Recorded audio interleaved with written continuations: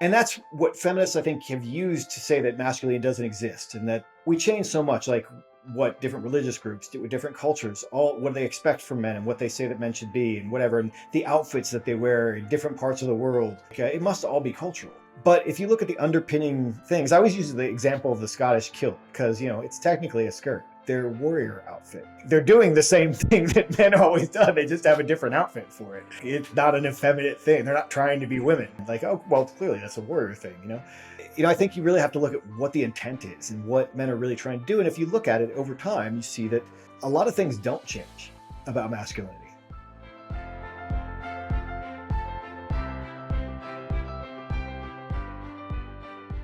Jack, my brother, welcome to the Superman Life.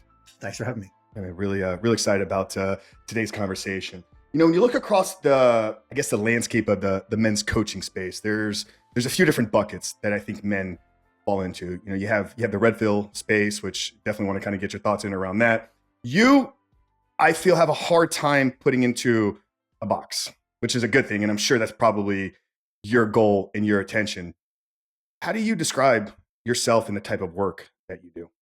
Well, I don't really coach. Maybe I should. But but a lot of people coach and they do well with it. But I've never really set up to do that. I'm more of a philosopher. I wasn't here to say, "Hey, be like me." I was here to say, "What is masculinity? What are we even talking about?" So that's a little bit different. I think that separates me from other guys. Not that what they're doing is wrong. Some of them are really accomplished guys, and they're like, "Hey, be like me," and it's a good. Maybe you probably should, But I didn't start out from that position. I was never like, "Hey, like I'm the guy. Come be like me." It was like I need to understand what masculinity is, so that we can talk about it intelligently. Because if we can't talk about it intelligently, then other people will talk about it for us. And that's what's happened over the past 20, 30 years is that people define masculinity without men being in the picture. Like we're not in the room. And, they have people in universities who hate men, like being like, this is what masculinity is, or it doesn't exist or whatever. And so I was like, well, let's step into the room. I love that, man. And curious, because it's something I haven't heard you talk a lot about. I know you bounced around, you had a lot of different jobs, and I think you were truck driving right at the time that you wrote the book. What was it that inspired the curiosity to go down this path of exploring what masculinity is? Well, I think I started out from a very like artistic background. I went to school in New York City. I saw a lot of the things that you're seeing now, the gender studies and all that kind of stuff. I That was happening in the '90s. People just didn't know about it. And so I was around a lot of that. And I probably would have described myself as a feminist when I was like 20. But then I, had a job in real life and like worked for years and years and it wasn't in some academic place or art world or whatever. I had to go out and make a living like everybody else. And so, things that I thought were true that they tell you that are true in school or whatever. As I got to be about 30, I was like, I don't believe any of that anymore. And I started to talk about masculinity in a positive way, like, hey, there's something I missed here. And then when you start talking about masculinity in a positive way, a lot of people challenge you and be like, well, you don't really, how do you define it? Like, what are you even talking about? And so that slowly, that was some criticism I got when I started blogging about it and so forth early on, and like the 2000s, and then that I was like, well, you're right. No one does define it very well. Like you do all the research and read through everything. I'm like, no one defines it very well. I'm like, so I'm going to take a stab at it. And so I took a stab at it, and that was The Way of Men. And that was, I worked really hard on that while I was still driving trucks, doing it on the weekends for like 2 years. And I'm really proud of that. And obviously, that's been kind of a legacy thing for me for over a decade now. Yeah, curious what feminism looked like, or at least the feminism that you were a part of in the '90s, and how being involved there began to shape this early sense of masculinity for you. Well, I wasn't like an activist or anything. I would say that I would say that as a young man, like I believed the things that I think the feminist movement tells men. Like that it's really just about equality, that like about fairness and things like that, and things that seem reasonable. If you're not paying attention and you're not like looking at the subtext of what's going on, and you're not like considering the possibility that human nature exists and things are set up a certain way for a reason, then it seems like, well, yeah, well, of course they should be able to do whatever they want, whatever. And so, I would have described myself in that way. Like I said, I wasn't like an ideological activist or anything. I've always been interested in sexuality and gender. I mean, I was really reading Camille Paglia when I was like 17. I was reading all these kind of higher end things that kind of influenced me over time. And so, to me, there used to be a distinction, which I think is totally lost now, between something called equity feminism, which I think was basically just like, well, people should have equal opportunities and things like that, which sounds reasonable to most people. I don't know if it's the best way to run a society, but it sounds reasonable to most guys. And that's where they'll defend feminism, and then it's evolved into something far beyond that. And now it's not. Now feminism is kind of crushed under like gender theory and all kinds of stuff, so that we don't even hear about feminism anymore. We just hear about like people who want to change their bodies, like transhumanism. So but that was really my perspective at the time. Probably I was like, and I always thought, and I still believe this, but from a different perspective. I always thought that one of the biggest moves that human society has ever tried to make is giving women political power, because that's never happened in all of human history. That's not been a thing. And the idea that women are working outside of the home in a mass way. Of course, that happened here, bits and pieces here and there, but where women become financially independent, and that's never happened. And really, it couldn't happen until birth control, because that ends, and that's why they're so glued to birth control as being such a huge issue, because feminism disappears without it. Because okay, well then you just got pregnant, your career bye. And so and they know that, and that's why like abortion and birth control are so important to the feminist movement, because they know it doesn't exist without it. I mean, there's this great joke that I think I've seen, that it might be Theo Von or someone. I don't think it's him. It's somebody else. Says something like, like they timed it perfectly. They waited until we got air conditioned offices, and then they moved in to like take their seat. But I mean, and that there's a little truth to that. Like the world became a lot easier, and then different things changed. But anyway, that's basically where I was going with that. Yeah, no, that's great, man. And I think what I really, really love about at least the initial work with The Way Men, I haven't had a chance to explore all of your other writings, is you go past this kind of societal shaping of masculinity and everything we're talking about here, the birth control, the women entering into the workforce, all of these things. Like that's what's happening in society. But your view on real masculinity is it's innate, it's wired into us. Can you talk about, I guess, where this like initial pursuit of this, like, was it something you saw like in the real world? Did you wake up one day and like, I got this awakening, like now I need to go to explore these things? Was there a defining moment, I guess, that kind of revealed to you like, hey, these masculine principles, like this is deep in our nature as a man? Well, I think big influence on me was Steven Pinker's Blank Slate, which came out in like the 2000s or something like that. And basically, it was a refutation of all of the idea that we are just basically, a blank slate that gets written on by society, that culture is everything, and that human nature doesn't exist. And that was a really popular idea in the 60s and 70s and 80s, and was really part and parcel with feminism and a lot of this Marxism and so forth. Like, we can make humans into anything we want them to be if we just change them culturally, and they have no nature. And I didn't really believe that was true. And Steven Pinker did a really good job of taking that apart in that book, The Blank Slate. Basically, just eviscerated it. And then you look at some of the sources that he used for that. There's a book, I forget. It talks about human universals. I think it might be called Human Universals, and it's like things that have always existed in every human society ever. Whether it's in a tribe or a small little tribe or a big civilization, things. There are certain things that humans are generally against and generally for.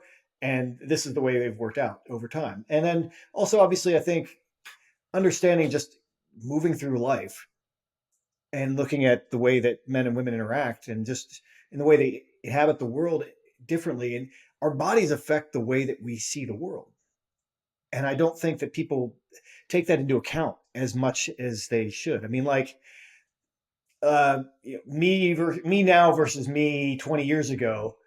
I have a physical presence about me that, I'm a bigger guy, and like dudes nod to you in a different way. If you have some size to you and so forth. and uh, and people react to you differently. People call me sir. Like people react to you differently in public. And if you look at the way women go through the world, I don't think men could actually perceive what it would be like to know that everyone in the room would probably have sex with you just on general principle. Like because that's really if you're 6 and you're a woman, that's kind of the world that you inhabit. Like if I asked that guy, he'd probably say yes. And to be an object like that all the time, which feminism talks about a lot, but that is a real thing that like women have to assume that they're being looked at like up and down like meat. And men never really think about that. Like someone's looking at me, really? Like like men just don't think about that. And that's something that's a part of their experience of the world. And that's because of human nature, because men and women chase each other differently and focus on each other differently.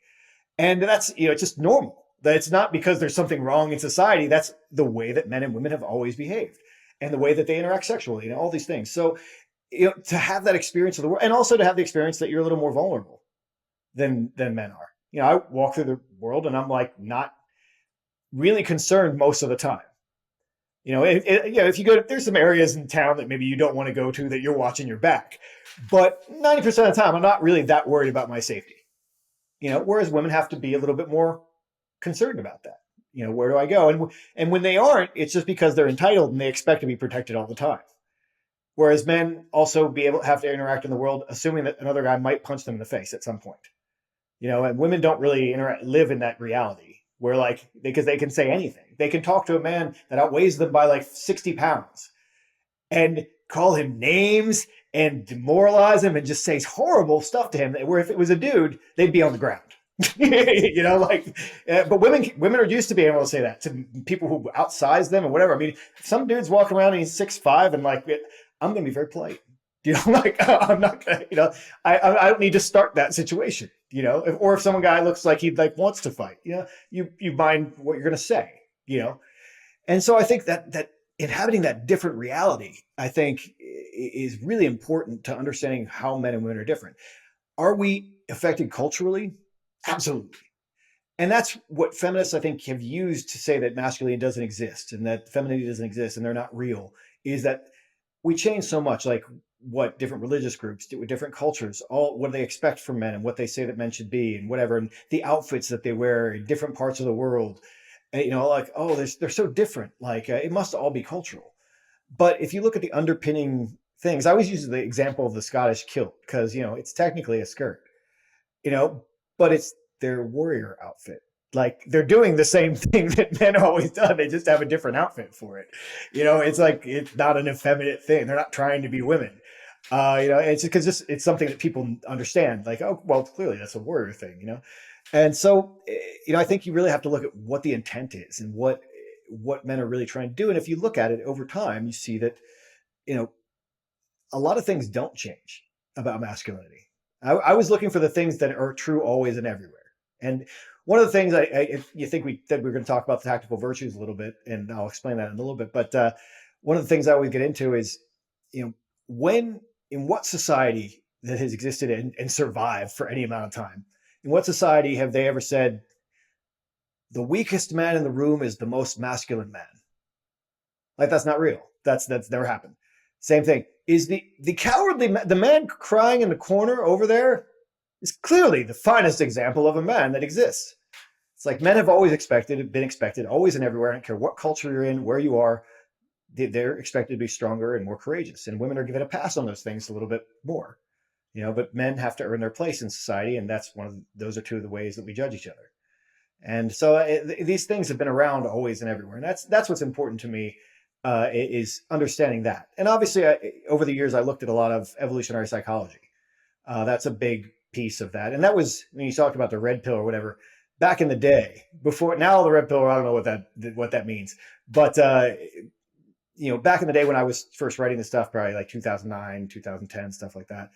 A lot of the red pill was like they were looking at humans like sexual interaction and being like, what's really going on here? Not what the story is we're told. Why do we do this? And what's the evolutionary reason for it? And there was a lot like that there, and that was what was really interested me about that space as well. Yeah, wow, there's so much there for us to unpack. I definitely want to get to the four tactical virtues here. I'm curious though, because you said something about the way that we need to navigate the world as men oftentimes is there's a guy that's larger, maybe more like holds a physical presence like in the space, right? Like going to be a little bit more aware of the things that I say because the potential of me getting, slapped upside the head or punched in the teeth is there, right?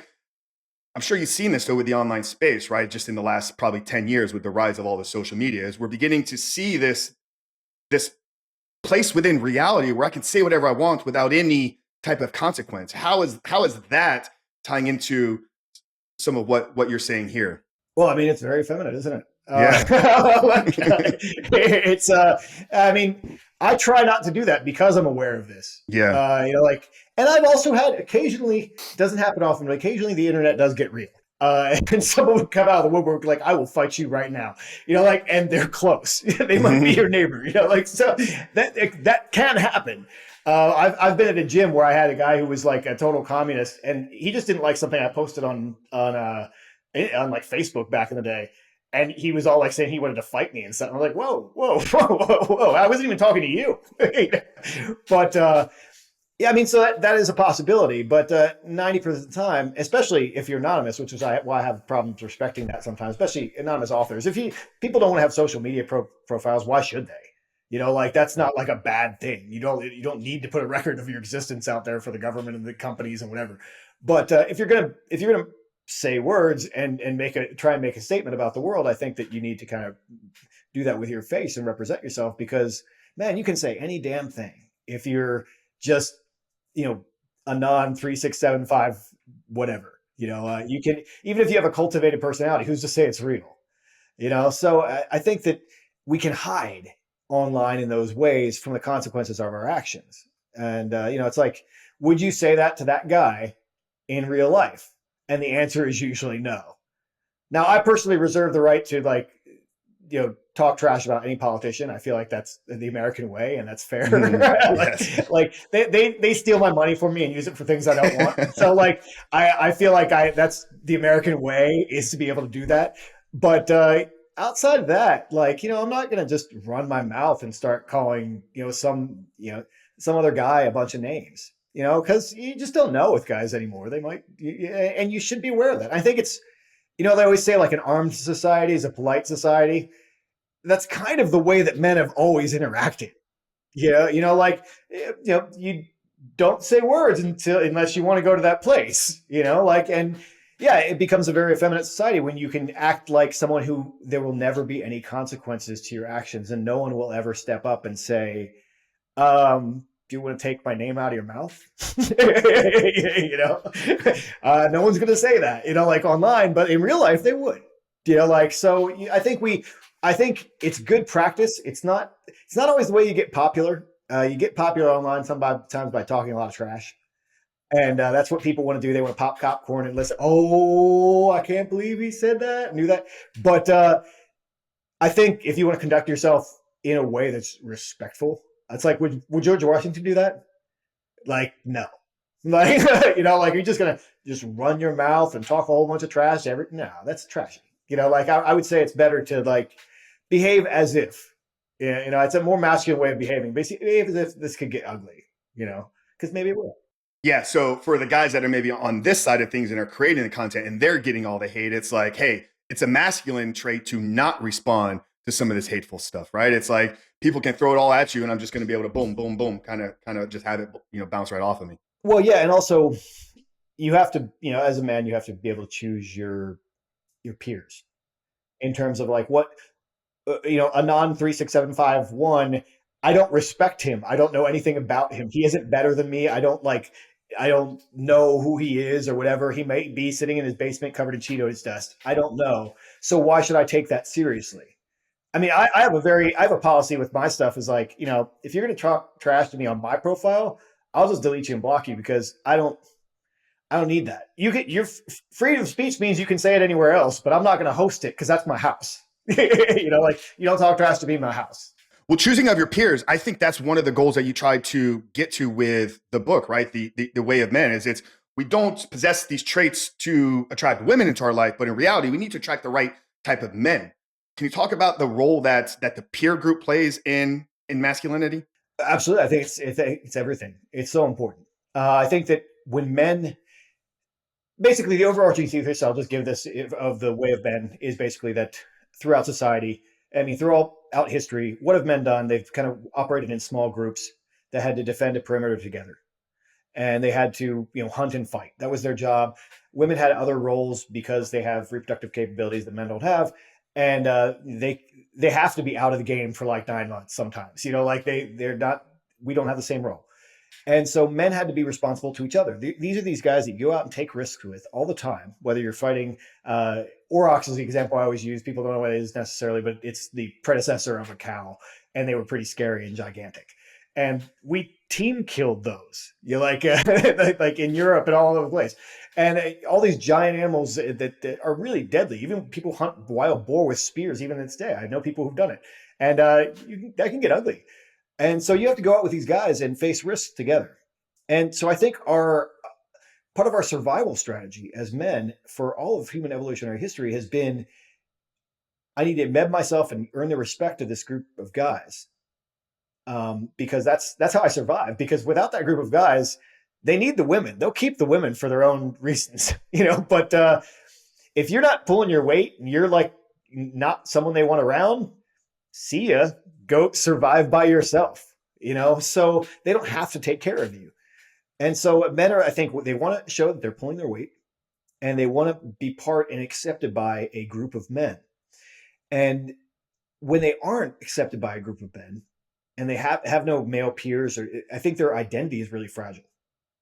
I think if you meet men who have earned the respect of other men and they have a strong social connection to them and they have a status within a group and they've just earned their place in a group of men, those men are a little bit more confident and grounded than men who have never had any of that.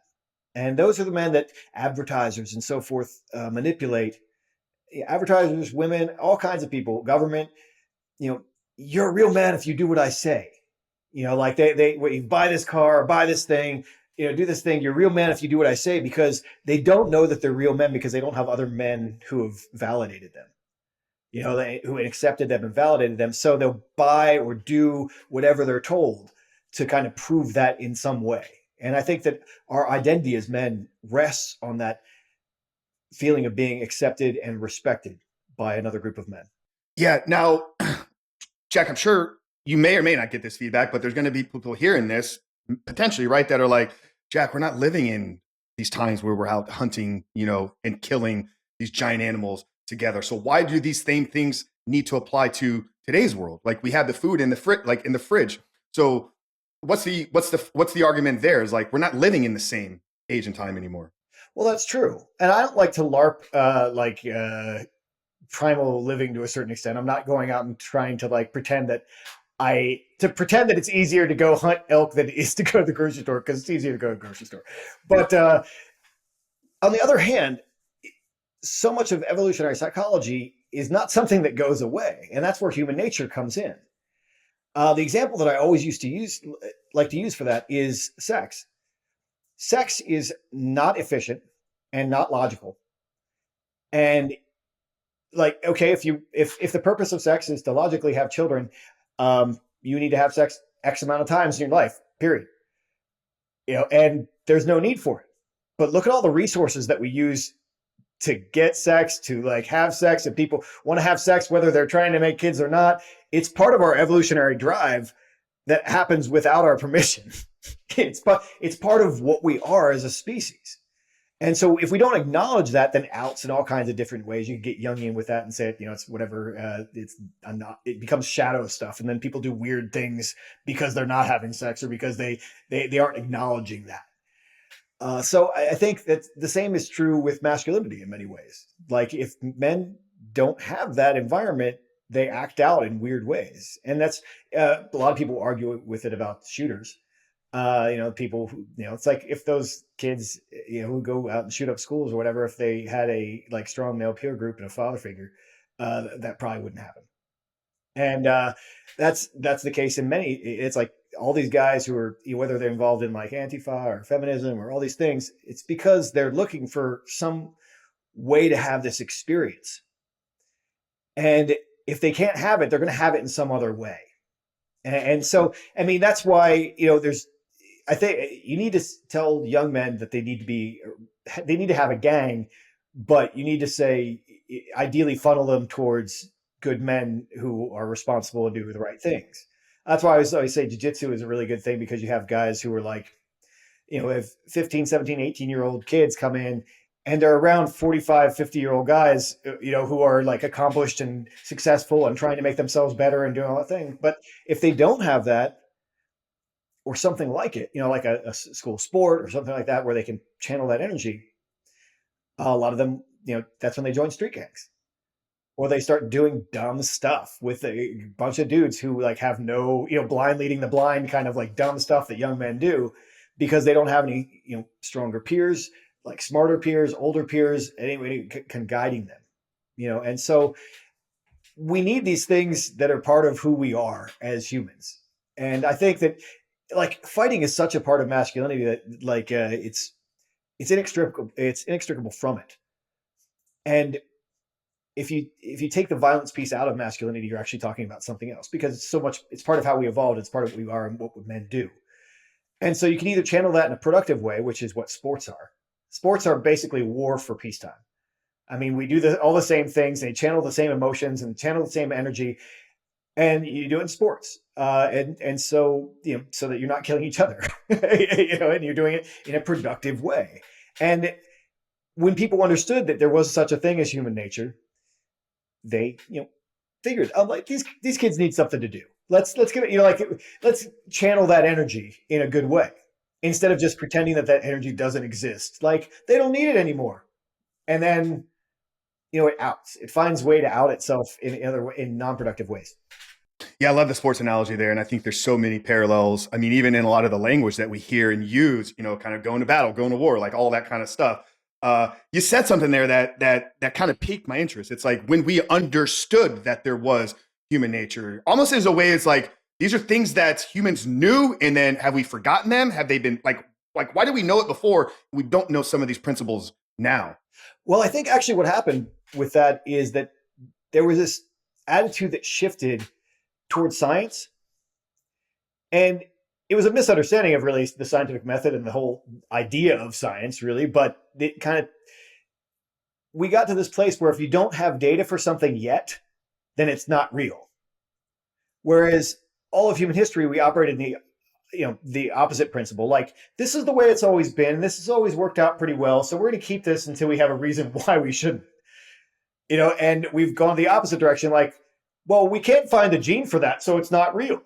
Like, well, there's no proof. Give me a source. Like, they like find the source for human nature. Like, find the source for like. I mean, they do have some of that, but they don't have all of it. But that doesn't mean it's not real. That just means that they haven't identified it yet, and that's the problem, that people tend to, focus on the data rather than what we've been doing for thousands of years. And if you follow the same patterns that we've been doing for thousands of years, one of the things I would say, I don't think that one thing happened in one place and then it traveled all the way through society. I think that men have similar experiences and they come up with similar solutions all around the world. A great example is marriage. Like, marriage is a solution to a problem. All societies have created some version of marriage. Whether they had like, every once in a while you get a guy with concubines or several different wives or whatever, but they have some kind of structure around it.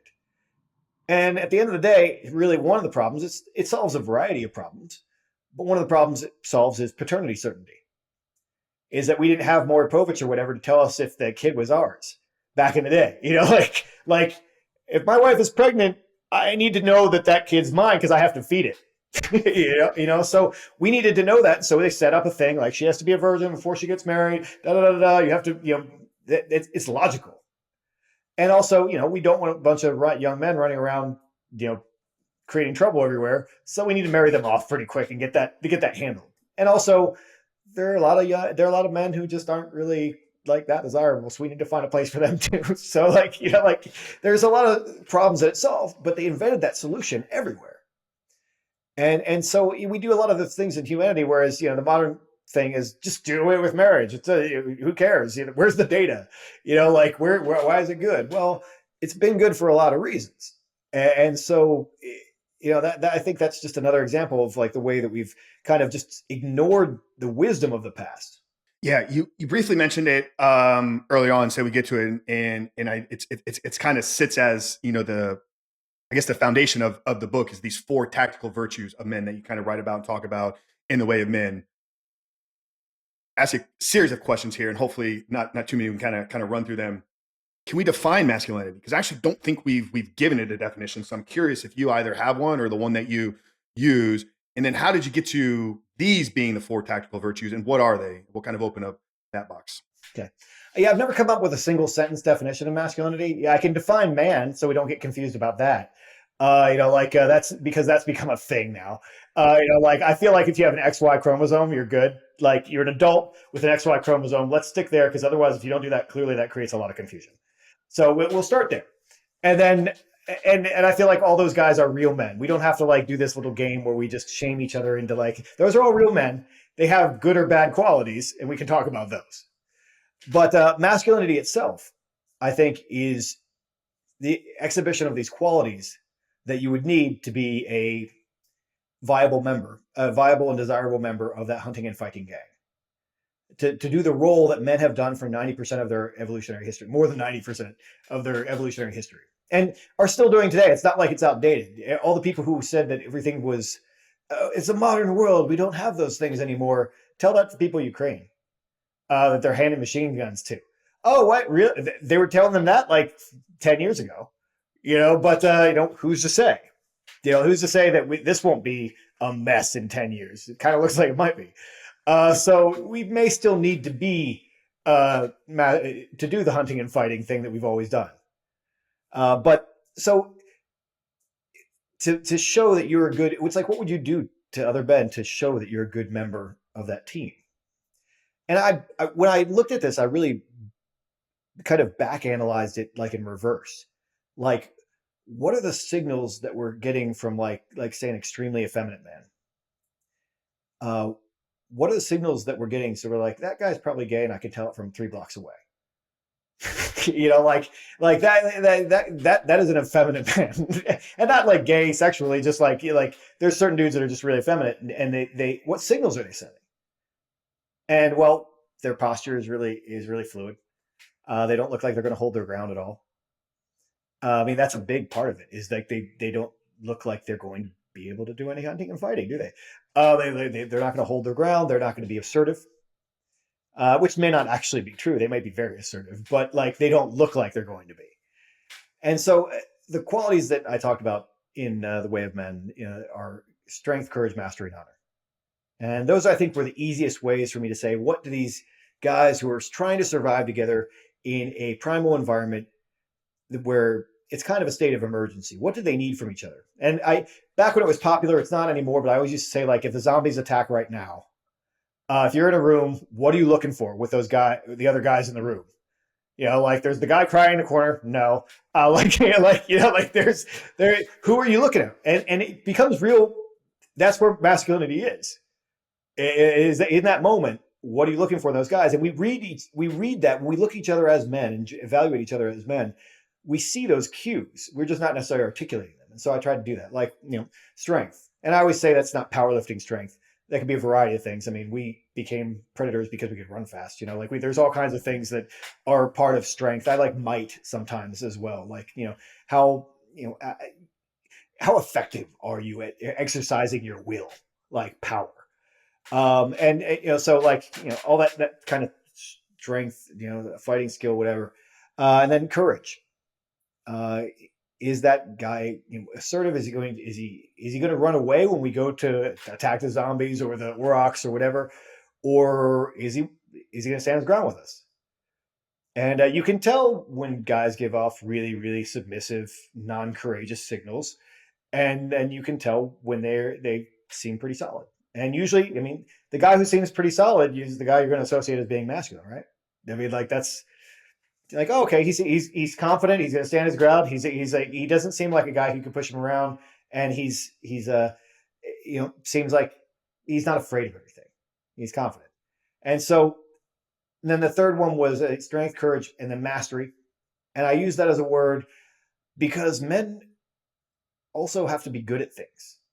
We've always had we expect and respect virtuosity in each other. Like, and sometimes to the exclusion of other things. Like if that guy who's really good at making bows, we need him. Like that guy's who's really good at doing something really important. And that's how we demonstrate our value. Sometimes if we're not the strongest or we're the most courageous, we demonstrate our value by being good at something. And we don't get to just kind of shrug our shoulders and be cute. Like women get to kind of do that if they don't want to do something. It could be like, I don't know. But like men expect each other to be competent. And that's what it really means is competency. And what you need to be competent in as a man changes a lot throughout history. I don't need to learn how to make bows or like do all these things that like would have been like level one stuff in certain tribal societies. In our society, it's more of a gun thing or, self-defense or all those other things. But the skills change, but like what we expect from each other is this competency. And then honor is really loyalty.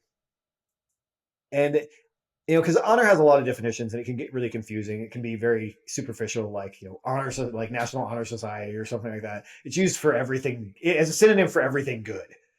But what it really comes from is your reputation in a group of men. And do you care about your reputation within that group of men? Like, do you care what other men think of you? And there's this idea out there in the space that you're supposed to be so cool that you never care what any other men think of you. But that's kind of bullshit.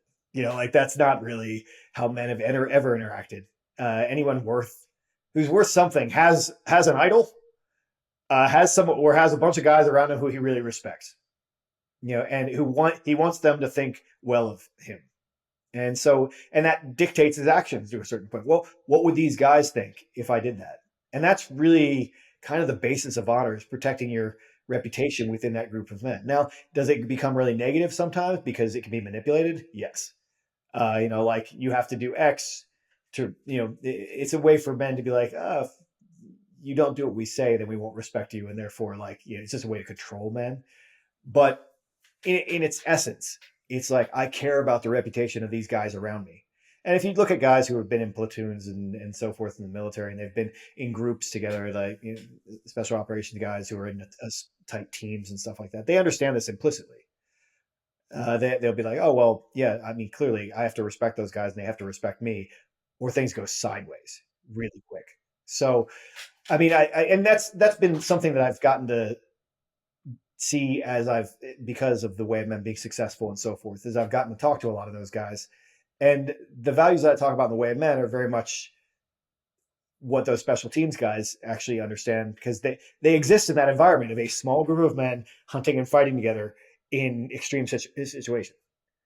And they understand this stuff in like 100%. I get a lot of guys who like seek me out. Sometimes I'll get guys who think I used to be in that, which isn't true. But I don't know how I nailed that as a delivery truck driver, but like it seems to be verified. I've had it verified over the years by a lot of guys. That's exactly where I was going to as you were kind of breaking these down and explaining all of them. I'm like, this sounds so much like what it would be like, to operate in the SEALs or be at that high level. I have a business partner that was, very high up in the SEALs, lieutenant for decade plus. He talked about his experience, like leaving the special forces and then beginning to operate like in the entrepreneurship space, where honor, when he was in the teams, it's like everybody's word held weight. Like when somebody said they were going to do something, you never had to think like, is that thing going to get done? It's like, because he said it was going to get through and follow and execute upon. When you enter into the business entrepreneurship space, is like people's words don't hold as much weight. He's like, the first year, he's like, everybody's telling me they're going to do these things, and I never followed up on it. And it's like, I began to question some of my leadership. In reality, it was a lack of honor that these people had in their words. So yeah, I'm assuming the book has to be big within the military and special forces. Yeah. And one thing I love about all four of these virtues is we talked about masculinity as being like innate and being in our wiring, but strength, courage, mastery, honor are all developable virtues. Developable? Like things that can be developed from within if you put in the work. It's not like you're born with strength, and if you don't have it, you have no chance to get strength. You're not born with courage. Like courage is something that you develop over time. So I guess for the guys hearing this, like I don't even know where I would take this. Is like if we're unsure of where we fall in our masculinity, what are some steps that a guy can begin to take? I know you're not a coach here, so maybe this isn't the right question to ask you. But yeah, where can a guy begin to at least start down this path? Obviously, pick up the book and read it, but from there, what is something tactical to develop the tactical virtues? I guess is a question. Well, I mean, I get that question a lot, obviously, and the easiest thing is like, do you have any friends? I mean, really, because okay, everything I'm saying is like you need a group of peers. Do you have a Yeah. group of peers that are worth Well, the anything? answer to that we know for most men is no, right? I Like we know, know that there's a friendship crisis in the world with absolutely, men. absolutely, and you need that's something that you need to work on. And I get all kinds of guys, man.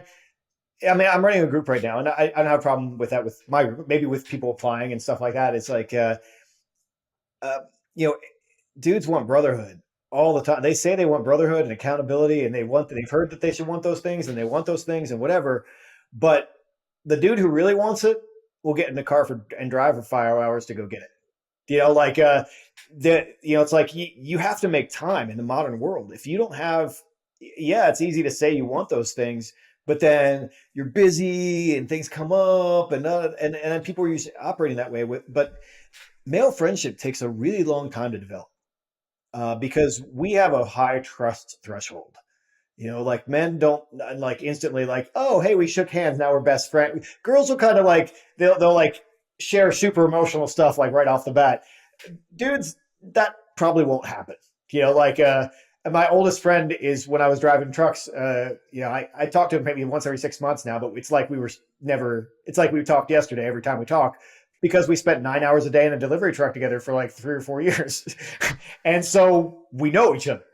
And so that's men need that kind of time. And that's why military guys have so much, they have all that time to develop those friendships. And people have their friends from high school and things. You need all that time. So if you're going to have male friends, you need to make time and go out of your way because otherwise it's not going to happen. I moved to a new city a while ago. I mean, that's a struggle. I have to like, I'm like, well, okay, well, I don't have anyone to hang out with. I guess I need to like work on that. Like I need to go and, make the extra effort with people that I think are worth making the effort for.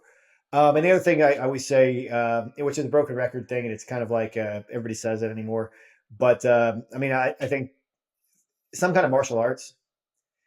You can go to the gym. I mean, you can work on strength at the gym, and you should. I mean, I do. I've already been there today. But you should work on strength.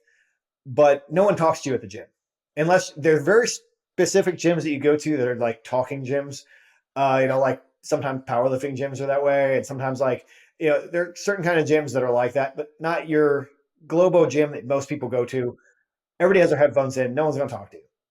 And so you, with martial arts, you're about to punch somebody. So they kind of like, or strangle them or whatever. You're having an interaction that's fairly intimate. you're having an interaction. You get to know them in a different way too. I mean, you don't get to see this guy just fronting at the gym.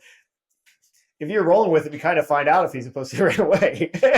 Like, is this guy going to try really hard? Or is he not going to try really hard? Like, what does he do under pressure? All those things, more about them in that way. And so it's a really good environment, I think, to find other men who interact with that. And also to earn your place in a group of men. Now, it's like, no matter what, if you go into that room, everybody knows kind of where you're at in the status chain. Martial arts, sometimes you have belts or whatever, but it's also like, even with the belts, there's even beyond that. There's levels of like, who's the best of this guy and, at this level. And that guy's going to give you a hard time and all this, you have all that interaction. And so you have kind of this makeshift, band of peers. And so it's really good to find those and work on that. And that's the presence of other men who push you is probably going to develop your tactical virtues and your masculinity more than anything else. Uh, that's what we all really need that around us. And a dude who's going to, man, I think one of my group, one of my guys who's a coach, shamed me the other day. We were doing a push-up challenge, and he created something like 300 push-ups for us to do in a day, and they were spread out. But I'm like, this is tedious, and we got to the point. We've been doing this for like a month, like anywhere from like 60 to like 300 push-ups a day, and and I was like, I'll get to those sometime. Like I might pick them up some tomorrow and catch them up. He's like, it was like the end of the challenge, and he's like, it's not like you're the leader and people look to you for, as a model or anything. I was like, God damn it. And so then I had to go and do all the push-ups. We all need somebody to yank our chain a little bit sometimes, be like, hey, people are watching. Like you should do what you should do. You should make sure you're living up to your standard. So. Delivery truck driver to philosopher. I'm curious, Jack, because I think a lot of guys maybe listen to this, or maybe in a position, they're in a career that feels a little bit dead end, or it's like, this is not what I'm supposed to be doing. Like, this, it's paying the bills, it's providing for the family, or this is what I told when I was a kid, I was supposed to follow this path, but they have this thing that's eating away at the inside of them, right? Like this inkling that I'm called to do something more. And clearly there was a point in your life where it's like, I could keep driving these trucks, I could do delivering all this thing, but this thing over here, these words on this paper is calling me to go do something more. What gave a delivery truck driver the right, I guess, to write a book on the topic of masculinity? I don't know. I guess I have more balls than I thought. But yeah, I mean, it was just something. Or why did you feel that you were qualified, I guess, to do it? Maybe that's a better question there. Well, I mean, I think if you have a really good idea, I guess you got to believe in yourself. And I mean, a lot of people are trying to just do whatever makes money or do whatever is the quick thing. There's so many kids today grow up all thinking that they're supposed to be influencers, right? Like I'm supposed to say inspiring words. You're 21. You have no inspiring words. You're not a life coach at 21. Words, you can't be a life coach at 21. You haven't lived a life yet. But people are trying it. People are trying it all over the place. And some of them are better than others. But it's people get the idea that they're supposed to follow this particular path, and this is the way. And I think, like you said, I really was called to do this in the sense that this was something that was of interest to me.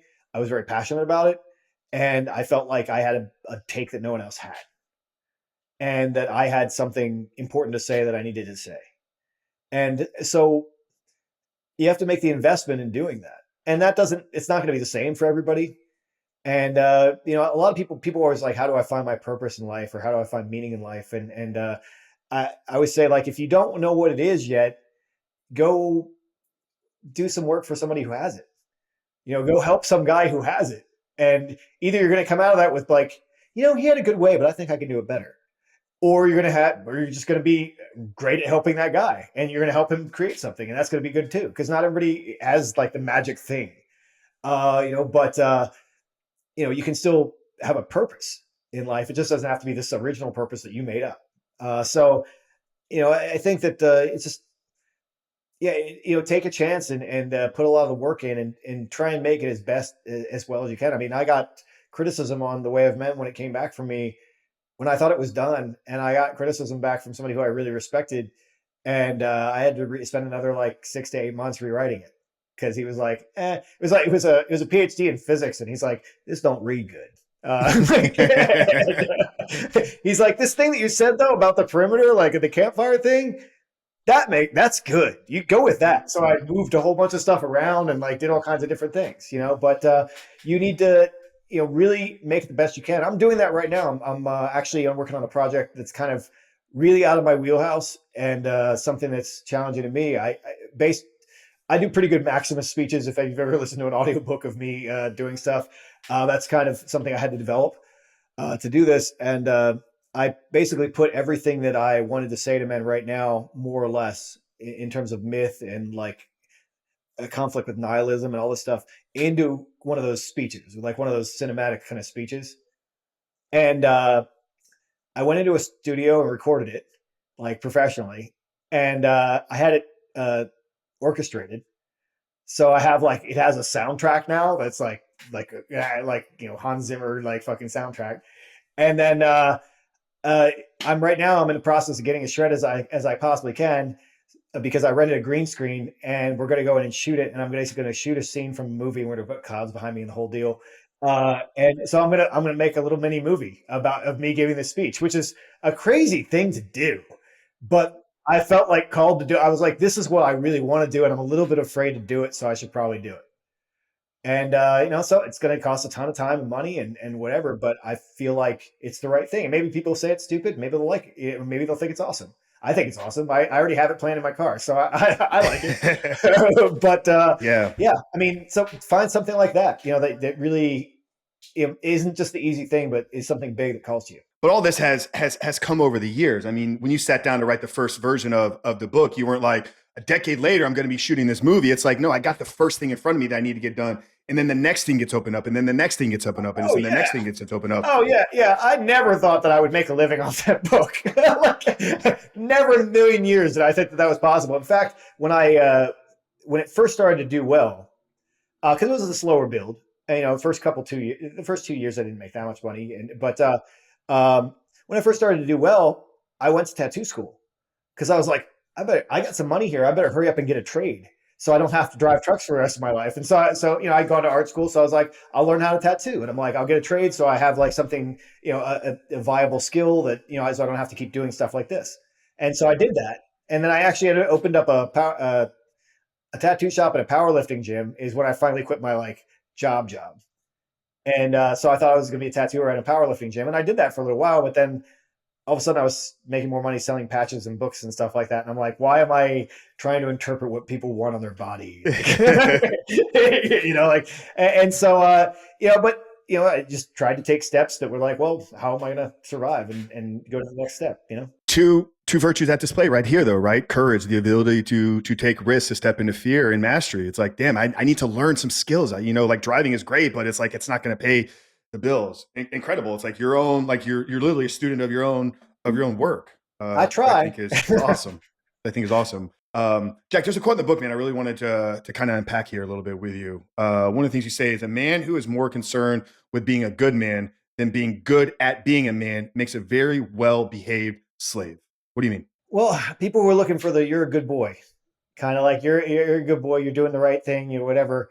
I mean, that's what the state wants you. I mean, we just saw that for like past like however many years. Wear your mask, do your things, be a good little boy, and don't question authority and be good. Um, but if he's not also concerned with being good at being a man, I think that's there's a conflict there, and that's always been that conflict, and that's part of the deal. Has it always been counterculture to be a masculine man, or is this new? New. No, no, no, no. It's totally new. I mean, yeah. I mean, we were expected to be men, and we were like shamed if we weren't.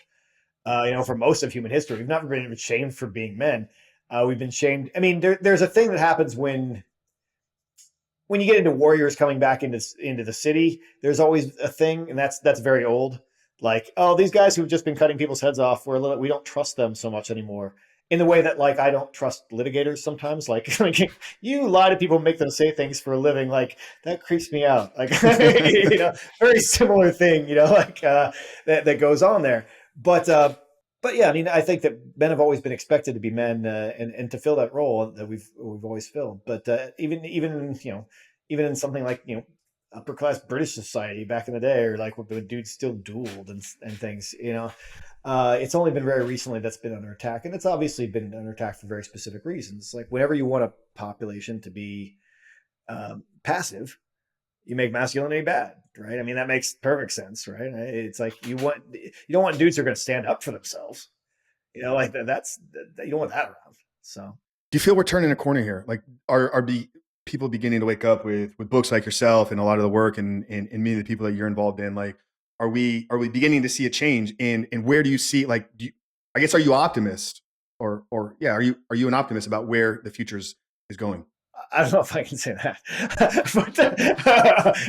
but my crystal ball is very murky right now. But um, I will say that we've definitely made an impact in terms of talking about masculinity and valuing it. I think there's a whole subculture now of people who don't believe what people are telling them about masculinity at all, and trust their gut a lot more, and there weren't any men's groups. Now there are all these men's groups that you can join and all kinds of things like that. There was nothing like that like 15 years ago. So like people were talking about masculinity now who if you would have asked them about, they're like, who's talking about that? That's weird. Like they'd be just like, well, you just know it, and then they wouldn't want to discuss it any further. And now, you know, like when I wrote The Way of Men, you didn't have Jockos in this space, and you didn't have like Jordan Peterson's. Well, he wasn't big yet. And now there's this bigger conversation that's happening. Now, is it still countercultural and still not accepted by like we'll just say the mainstream with the most money? Like is it still not? Is it still taboo in that world? Yes. But are there a lot more men that are interested in it? And one of the things that I have been optimist about, I point this out to people who don't think about it when they're complaining about the state of the world and masculinity and whatever, is one thing I've noticed, like the jiu-jitsu thing and just self-defense and stuff like that in general. Um, 30 years ago, there were not 45-year-old men going out trying to be dangerous. Like they finished that in high school. Then they got their job and they worked until they retired. And they didn't do sports. They didn't do anything of any kind. They went to their job and they drank beer. And now you got all these guys out there in the world who are like, whether they're going to a conference, whether they're going to like, being part of some men's group, whether they're, doing like some kind of combat sport, whether they're lifting. I mean, as obese as Americans are, if I go to the gym, there are a lot of guys my age who are really good shape, and that was not real back in like 30 years ago. Men were just not expected to do that. We're just supposed to give up and get old and fat like as soon as possible. And so, yeah, that is a positive thing that has happened over the past few years. Well, that's science and, all the longevity studies that we have and understand. I mean, I'm turning 40 here in, less than 2 months. And it's like, when I was coming up and I was growing up, it's like 40 was old. But truthfully, Jack, like I feel like I'm just getting started kind of in some of these physical endeavors that I'm embarking on. It's like I got at least 40 more years ahead of me of like intense getting after it. Like, so. Oh, yeah. You see guys like Kennedy, crushing it at I was 69 and dude is just ripped and shredded. I think we need more guys like that kind of in charge. Absolutely. I mean, we have the technology. There's enough. We can keep going for a long time. I mean, I go to jiu-jitsu and like one day I was rolling with this kid who was giving me a hassle. I mean, he's a strong kid and he's pretty young. And then I asked him how old he was. He was 20. And I'm like, I can't believe I wrestle with people who are like have been alive less long than I am older than them. Yeah. Like, I mean, that, people used to be like, you were like 35, I'm old, I can't do those things anymore. And I'm like, I'm going to give this kid a run of his life. And he's, like 20 years old, so we can still do that, if we take care of ourselves and so forth. I think it's really positive and cool. Yeah. I had an experience like that similar a few weeks back. I was shooting doing a top set on a hack squat and I happened to grab the phone and had somebody record it. Kids waiting for me next to me like, oh my God, like, how do you do that? I'm like, dude, I've been in the gym longer than you've been alive. Like these were 18, 19 kids. Like I've been lifting for 25 years. Do this for 25 years, master it. Like I studied human, mechanics. Like I spent 15 years as a bodybuilder at the highest level learning from people. So I'm a true master when it comes to building muscle in the gym. Like become there and then you can do these things. So I think it ties right in with the 4 tactical virtues, right? Strength, courage, the mastery side of things. So Jack, this has been amazing, man. Tell the guys where they can connect with you, where you're hanging out online most, and we'll wrap up the conversation with a last and final question. Oh yeah. My website is jack-donovan.com. You can get all my books on Amazon and Audible. Sometimes they're better when you listen to them. And my handle on Instagram is @starttheworld. On Twitter, it's PH2T3R. I know that's hard, but I joined when Elon Musk bought it, so my name was taken. And then I'm starting a group. If you like my book Fire in the Dark, which is a little bit down the road from The Way of Men, then I have a group called The Order of Fire. And I'm kind of putting all my eggs in that basket right now and trying to build that. So awesome. And that book is more about the role that myth and story plays in masculinity, right? Yeah. Awesome, guys. So we got all of Jack's stuff plugged down there in the show notes, while the Instagram, the Twitter. So you guys don't have to go look for any of that. Just check down there in the show notes. Jack, we end every podcast here with the same question. Obviously, the title of our show is called The Superman Life. And for me, when I talk about living a Superman life, it is a belief system or it's a way that I try to show up in the world. every single day. And it's coming from the place that I do believe that we're put here for a purpose. So there's a calling, there's something we're all supposed to be doing. But knowing that is only half the battle. We have to be very intentional about our growth and our development and how we bring that purpose and service to others across the world. So that's my definition, but I like to get the guest take. So Jack Donovan has been today's conversation. How would you define living a superhuman life? I think pushing your boundaries to do what you didn't think you could do, and what's we don't really know what's possible so many times until we do it and try to do it and get beyond that. Like you said, who gave you permission to write this book? Who gave you permission to do this? Like, well, no one. You just have to go out and try and be the best human that you could be, and hopefully, as Nietzsche would say, overcome that. Guys, connect with Jack, pick up The Way of Men. Highly recommend it. But it's been an awesome time here. Really appreciate you, man. Keep doing your amazing work and keep leading, philosophizing for the men, for the world, Jack. We'll see you guys next week.